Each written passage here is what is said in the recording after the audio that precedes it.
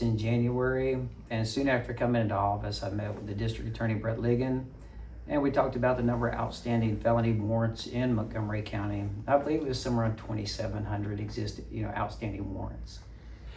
When you look at that number, can you put it into context for us? Like, is that a lot? Is that,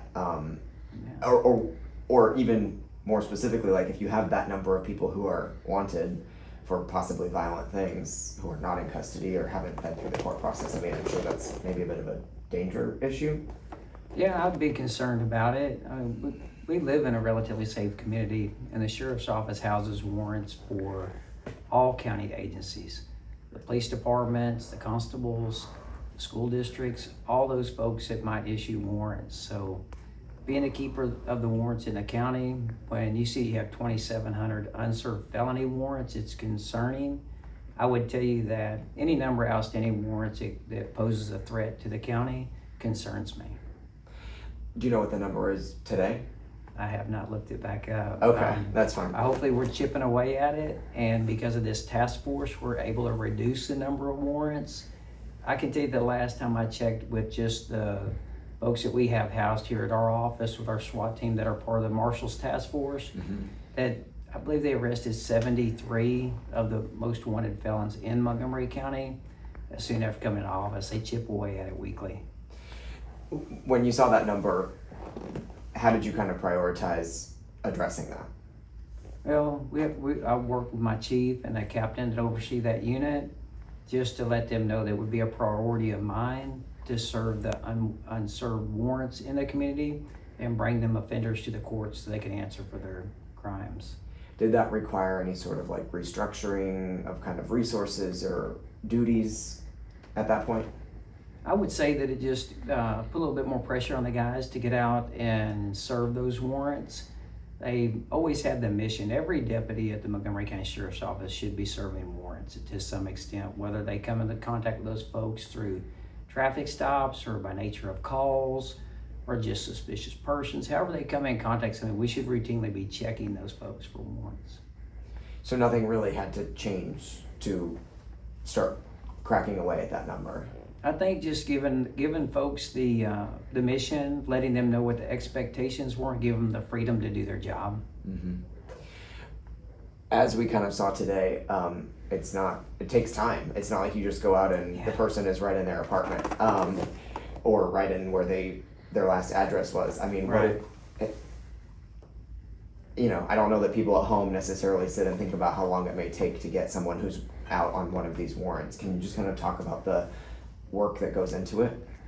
I would tell you that most people are good people, that they go to work, they go home, they go to their ball games, they take care of their families, and they don't really think about those types of things. They're stable in their home life, they're stable in their jobs, but unfortunately when we talk about fugitives, these are people that are wanted for crimes. They are not stable generally, that they do move around, are more transient.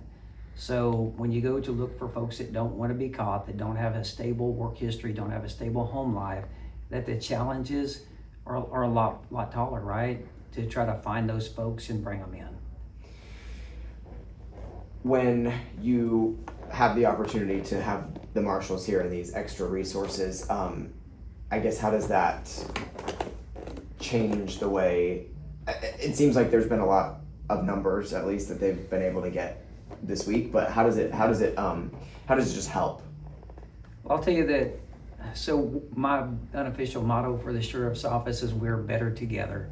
And what I mean by that is when we leverage our resources and partner with other agencies, we can truly be that force multiplier. When you bring in more personnel that you don't have, resources that you may not have, and then a larger venue, with the Marshals Task Force most specifically, talking with Marshal O'Connor, is something that they have the ability to put any number of officers to assist us.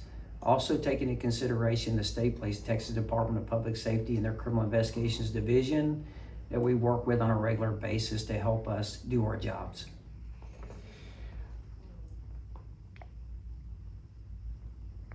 When you're looking at the, back to the issue of finding these people and where they are, we were talking about how like there might not even be renting an apartment in their name, or other people are renting. You know, how common would you say it is that you know, someone's helping them hide out, whether by, you know, renting something in their name, or, you know, anything, giving them a car? Like, is that really an issue that is pretty common? Well, I think whether someone is complacent or unwitting in, you know, furthering this person's, you know, remaining a fugitive, that they certainly know that they have a warrant. They certainly know that they're taking measures to minimize or mitigate their chances of being caught. So whether someone does it intentionally or not, I couldn't say. But I will tell you that those that know they have warrants take measures to keep from being caught.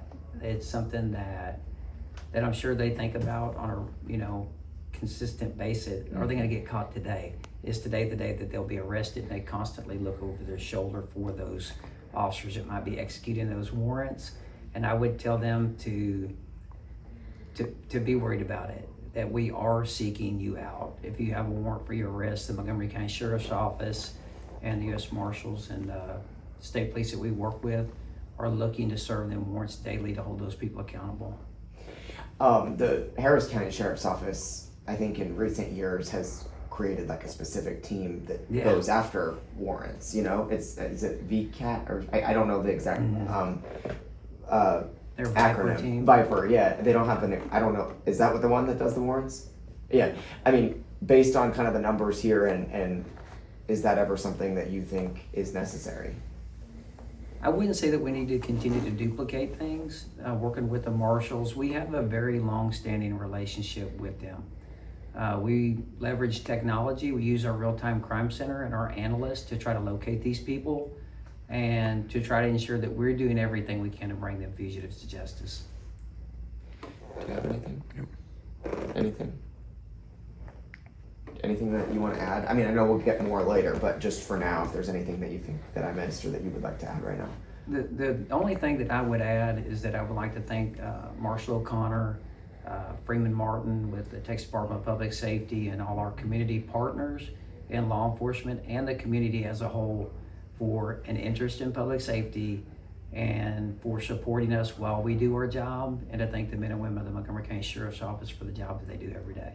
So I worked here for 21 and a half years, retired in 2018, came back. I was at the district attorney's office for 6.5 years. I came back as the chief of police in February of this year. And one of the goals that I came back here with was we had a lot of unserved warrants. We had clearance rate was not what I would have expected. So that was one of my primary goals, is to clear these warrants. The people that have the warrants have never been held accountable as far as even getting started in the justice system. The very first time they get the handcuffs after the warrant, they get registered with a court and they have a court date. These people have absconded from that, and it's not acceptable for our community. So that was one of my primary goals. We have a task force officer partner with the Marshals Service. We have task force officers with other federal agencies as well, but I met with the marshals, told them this is one of my primary goals, and they arranged this joint operation to assist us with this problem. And open warrants for what kinds of crimes? Everything you can imagine. I mean, crimes against children, serious felonies, violent felonies. We've got a lot of warrants that are misdemeanors too, but we're focusing on the more serious warrants. But the primary goal is to get the long-standing people that have actually been trying to hide from law enforcement. And the theory is, on a random traffic stop, someone's driving to the grocery store, they might get stopped and get found out that this is a warrant. But these kind of people are not going to do that. These people we're going to have to go out and look for. So that's the goal here. They're actively hiding. Absolutely, yeah. So do you have a ballpark figure of how many open warrants there were when you maybe first came into the job? I don't have the number, but it was in hundreds. So I mean, I looked at kind of the theory of the clearance rate compared to the state and the nation, and we were just not in the range that I thought we needed to be. So this is something that is fixable, it's solvable, and we're handling it. So. And it was because of what, lack of manpower, or it just wasn't a priority? Probably lack of manpower mostly. There's 84,000 calls for service here, and people go from call to call to call. Having a dedicated unit is something that it has to be an intentional act by the leadership of organization.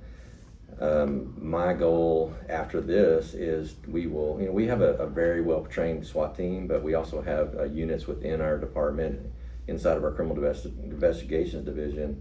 My intention is to instill a unit called the Crime Reduction Unit that will actually go out and find these warrants after this initial push.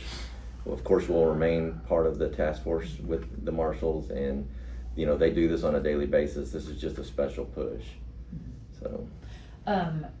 And so you don't have a dedicated person or division unit within the department currently? Not really. We have a resource unit that they kind of handle a little bit of everything. And if they had a warrant, somebody comes to them, then yes, that was a natural thing for them to stop what they were doing, go out and solve this. I'm trying to make more of a focus in the criminal investigation division, so I pulled a unit out of patrol.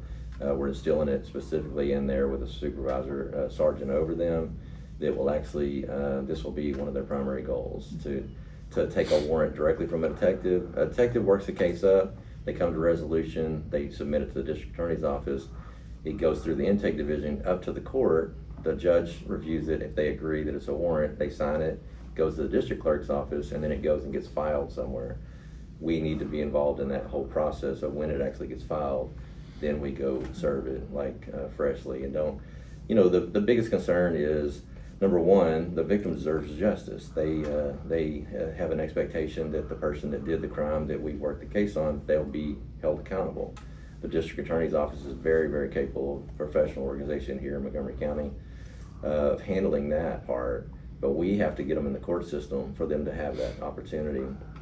But the second, big concern is they're still committing the crimes in many cases. They're not being held accountable. They're still out there doing the same thing. So that's just not acceptable. And we've got a different plan. And I have to. You're talking about more like historical warrants, like ones that have been lingering for a while? Because I have to assume that if you had a murder warrant for something that happened recently, someone's gonna actively seek that person out, or you're gonna send it to the marshal's office for help quickly.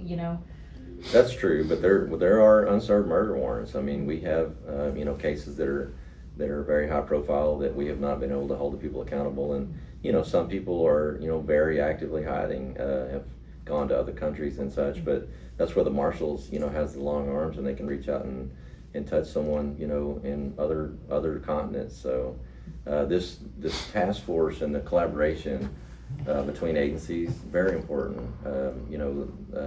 Conroe is 170, sworn officers.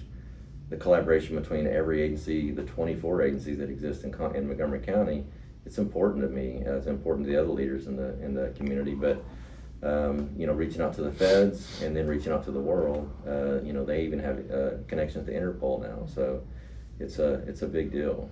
And then just finally, circling back again to public safety,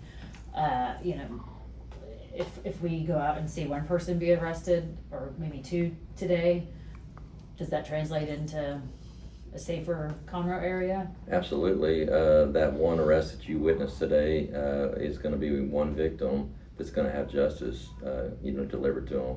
And every victim, I'm very solid on the fact that every victim is the primary responsibility of ours. It's not the group, it's not the overall, it's every victim individually is our responsibility. We work for the citizens, and that is our responsibility, that one victim. So it will make a difference, but we've arrested